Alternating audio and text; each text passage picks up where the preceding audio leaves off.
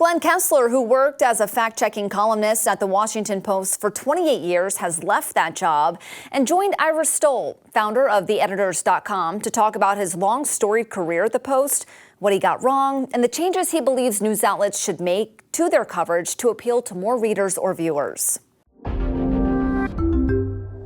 Kessler said he was on a mission to reinstate the ombudsman at the Post, which didn't work out in his favor. An ombudsman is not part of the regular editorial staff and is usually independent. It's someone who acts as a mediator between the news organization and its audience, usually providing unbiased assessments of the outlet's performance. Newspapers like the Washington Post and the New York Times used to employ ombudsmen. However, they've been phased out over the years. When speaking with Stoll, Kessler said an ombudsman could help explain to readers why certain stories are selected, why stories are written the way they are, and to help admit when mistakes are made in articles.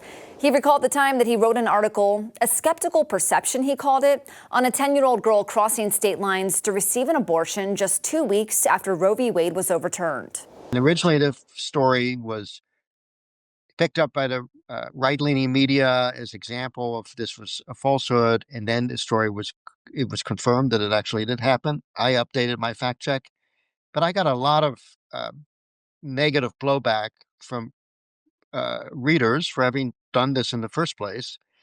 And I felt if there were an ombudsman in place, they could have laid it out, explained how the story got written, why it got written, how was it edited, the mistakes that were made. There was also discussion about whether fact checkers were too quick to dismiss the lab leak theory about where the COVID-19 virus came from and whether they wrongly labeled it as false before enough evidence was available.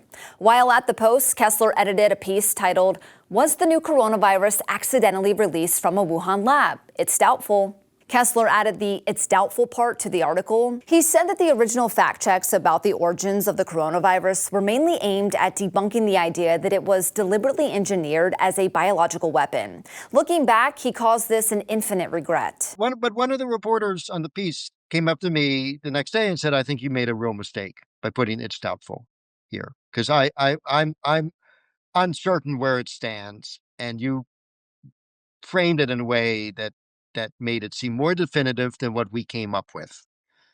That's on me. You know, I screwed up, and to my and I when she recently left the Washington Post to go to another place. In my goodbye remarks, I mentioned like this explains why you should always listen to Sarah, because she's right and I was completely wrong about this. He and Stoll also talked about left-leaning versus right-leaning coverage and the difference between news and editorial. He encourages people in today's media environment to diversify their news feeds. I personally learn more from people I disagree with than people I agree with. For Straight Arrow News, I'm Lauren Keenan. If you want more on this story, download the Straight Arrow News app or visit SAN.com.